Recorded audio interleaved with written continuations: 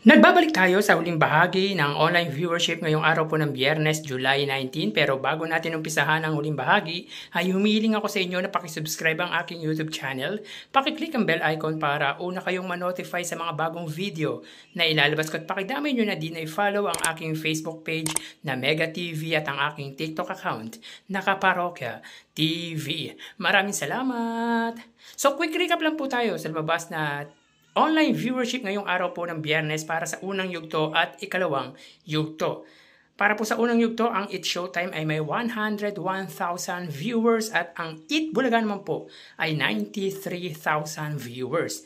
Sa ikalawang yugto naman po, ang It's Showtime ay may 98,000 viewers at ang Eat Bulaga naman po ay may 108,000 viewers. So again, sa unang yugto ay may 101,000 viewers po ang It's Showtime at ang Eat Bulaga naman po ay may 93,000. Sa ikalawang yugto, ang It's Showtime ay may 98,000 viewers at ang Eat Bulaga naman po ay may 108,000 live viewers. Bali, ang link ng unang yugto at ikalawang yugto ay makikita po sa description ng video na ito. Maraming salamat! So tara, ating alamin ang online viewership ng dalawang bigating noontime show. Para sa Eat Bulaga under TVJ Facebook page na may 2.5 million followers at sa It's Showtime naman na may 18 million followers. So as of 2:14 PM makikita po natin dito na ang It's Showtime po ay may kasalukuyang segment na tawag ng tanghalan. Samantalang ang Eat Bulaga naman po, sila po ay may kasalukuyang segment na pera fee. So dito ang It's Showtime ay may 11,000 viewers at ang Eat Bulaga naman po ay may 2.9 thousand live viewers. So again, as of 2:15, ang It's Showtime ay may 11,000 viewers at ang Eat Bulaga naman po ay may 2.9 thousand live viewers. So mapunta naman po tayo sa TV Network YouTube channel at unahin po natin ang It's Showtime. Under po yan sa GMA Network YouTube channel na may kasalukuyang subscribers na 35.8 million subscribers. Samantalang sa Eat Bulaga naman po, under po yan sa TV5 Philippines na may kasalukuyang subscribers na 1.9 million subscribers. So as of 2:15 PM ang It's Showtime under GMA Network ay may 24,000 viewers.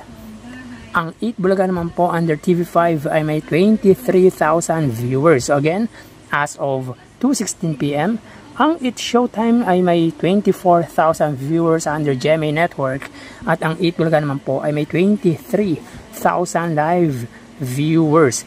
So mapunta naman po tayo sa main YouTube channel ng dalawang noontime show para po sa It's Showtime under ABS-CBN It's Showtime na may 2.3 million subscribers. Samantalang sa Eat Bulaga naman po under sa Eat Bulaga TVJ YouTube channel na may kasalukuyang subscribers na 1.05 million subscribers. So as of 2:16 PM, ang It's Showtime ay may 66,000 viewers at ang Eat Bulaga naman po ay may 43,000 viewers. So again, as of 2:16 PM, ang It's Showtime ay may 66,000 viewers at ang Eat Bulaga naman po ay may 42,000 live viewers. So bali, ang total na nakuha ng dalawang noontime show ay mga kaparokya, bago natin ibigyan total live viewership ng dalawang noontime show ay umihiling ako sa inyo na pakisubscribe ang aking YouTube channel.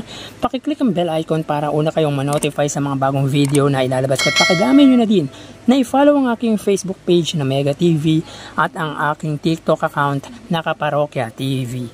Maraming salamat! So bali, ang total na nakuha ng It's Showtime ay 101,000 viewers at ang Eat Bulaga naman po ay may 68,000 viewers. So again, ang It's Showtime ay may 101,000 viewers at ang Eat Bulaga naman po ay may 68,000 live viewers. So yan po ang lumalabas sa kanilang online viewership as of 2:18 PM at bukas ay matutunghayan nyo na naman ang panibagong yugto ng ating online viewership ng dalawang noontime show dito sa bansa. Magpapaalam na po ako. Thank you and God bless.